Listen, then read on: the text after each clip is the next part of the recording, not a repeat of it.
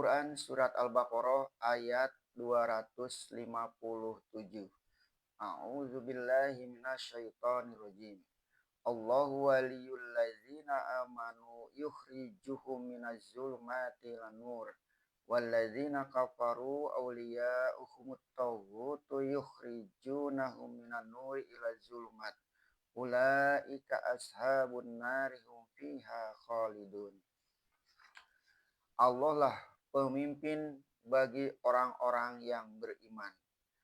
Apabila iman telah subur, kepercayaan kepada Allah dipelihara, dijadikan didikan, disiarkan dan dimajukan. Allah sendirilah yang akan memimpin umat beriman itu.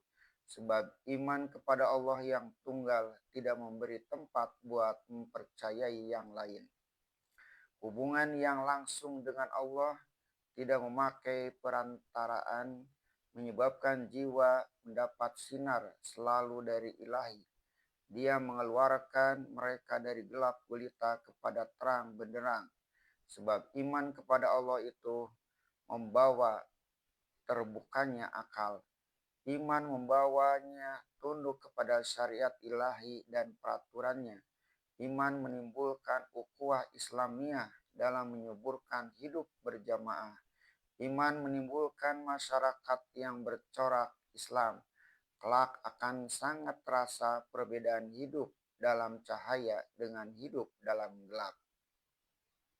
Kita dapat menyaksikan sendiri perbedaan wajah dan bentuk muka orang, dan kegiatan, kegembiraan, kebaikan budi pada satu negeri yang di sana berjalan tuntunan iman kepada Allah. Akan tetapi orang-orang yang tidak mau percaya, pemimpin mereka ialah pelanggar batas. Di dalam ayat, pelanggar batas itu disebut togut.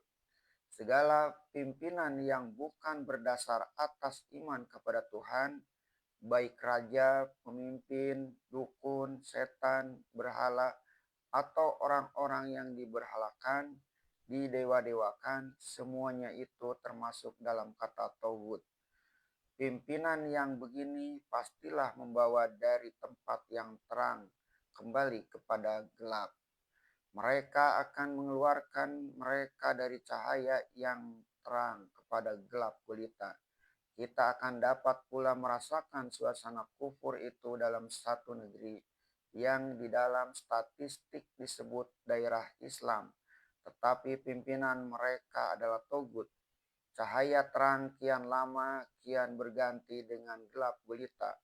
Fitnah banyak, hasad dengki, perzinahan, kecabulan, dan kemaksiatan yang lain. Kalau perwalian Allah telah diganti dengan perwalian tauhid, niscaya padamlah suluh kembali dalam gelap. Dan mereka itulah ahli neraka. Mereka akan kekal padanya. Itulah akibat yang wajar dari jiwa yang telah gelap, yang telah kehilangan pedoman, sehingga meraba-raba, merumbu-rumbu, sebab telah putus hubungan dengan bimbingan yang lurus. Azab nerakalah ujung dari perjalanan itu. Di ayat ini mulai kita berjumpa dengan satu perkataan yang penting artinya untuk diperhatikan dan luas perkembangan perkataan itu dipakai dalam Islam, yaitu kata wali. Luaslah arti yang terkandung dalam kata wali itu, yaitu pimpinan, penguasa, pengatur, pengurus, dan lain-lain arti yang berdekat dengan itu. Sebab itu, dalam sejarah perkembangan pemerintah Islam, kalimat wali terpakai juga untuk gubernur wilayah yang besar. Contohnya Amr bin As menjadi wali di Mesir. Muawiyah bin Abu Sufyan sebelum menjadi khalifah pertama Bani Umayyah adalah wali di negeri Syam. Di zaman kekuasaan Belanda di negeri kita, gubernur jenderal disebut juga wali negeri. Terjemahan dari Landvoogd. Di zaman Van membentuk negara-negara kecil guna memecah kesatuan Indonesia Dia memberi gelar orang-orang yang diangkatnya menjadi kepala negara yang dibentuknya itu wali negara. Di Sumatera Barat di zaman revolusi bersenjata, kepala negeri atau penghulu kepala diberi gelar baru, yaitu wali negeri. Bapak, paman, atau saudara laki-laki yang berhak menikahkan seorang perempuan disebut juga wali. Dia timbul dari dasar sabda Nabi, la nikaha illa biwaliyin. Tidak sah nikah melainkan dengan wali. Maka di dalam ayat yang sedang kita tafsirkan ini kita berjumpa dua wali. Pertama, Allah sebagai wali dari orang yang beriman. Kedua, Taugut sebagai wali orang yang kafir. Maka yang memimpin langsung orang yang beriman ialah Allah. Akan tetapi orang yang tidak mau menerima iman, yang menolak atau kafir, dia pun pada pemimpinnya, tetapi bukan Allah melainkan Taugut, yaitu sekalian pemimpin yang akan membawa keluar dari batas yang ditentukan Tuhan. Kadang-kadang ditegaskan lagi adanya perwalian dari setan, sumber yang asli dari segala macam togut. Ini tersebut dalam surah Ali Imran ayat 175, tersebut juga dalam surah Al-A'raf 30. Dengan demikian, di samping orang-orang mukmin berusaha mengambil pimpinan dan bimbingan Allah, setan pun berusaha memasukkan pimpinannya yang sesat kepada orang-orang yang memang sengaja mengelak dari pimpinan Allah. Sebaliknya, orang-orang yang beriman yang telah menerima pimpinan Allah tadi, yang dikeluarkan Tuhan dari gelap kepada cahaya, mereka itu pun diberi kehormatan tertinggi, diberi nama aulia Allah. Di dalam surah Yunus ayat 62, mereka diberi jaminan oleh Allah bahwa wali-wali Allah itu tidaklah mereka akan merasa takut dan tidaklah mereka berduka cita. Kemudian itu dijelaskan pula bahwasannya orang-orang yang beriman laki-laki dan orang-orang yang beriman perempuan, yang sebagian adalah menjadi wali pula dari yang sebagiannya lagi.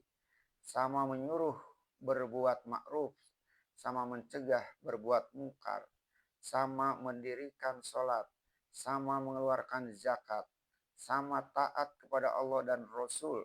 Surah At-Taubah ayat 71. Dikuatkan lagi oleh surah Al-Anfal 72 bahwa orang yang beriman itu sanggup hijrah dan sanggup pula berjuang atau jihad dengan harta dan nyawa pada jalan Allah, dan sebagian mereka jadi wali dari yang sebagian. Begitulah luasnya daerah yang tercakup dalam kata wali itu, baik wali Allah maupun wali tauhid dan wali setan. Pengikut masing-masing menjadi wali pula bagi masing-masing. Sokong menyokong, bantu membantu, dan pimpin memimpin. Akan tetapi timbul pula arti yang lain dari kata wali itu. Kira-kira 200 atau 300 tahun sesudah Rasulullah Shallallahu Alaihi Wasallam wafat. Ini sangat berkembang sehingga kadang-kadang paham kita tentang arti wali yang mula-mula dikaburkannya atau dikacau balaukannya, yaitu paham setengah kaum sufi bahwa ada manusia yang dianggap sebagai waliullah, yang kedudukannya istimewa dari manusia biasa, sebab dia telah sangat dekat kepada Allah.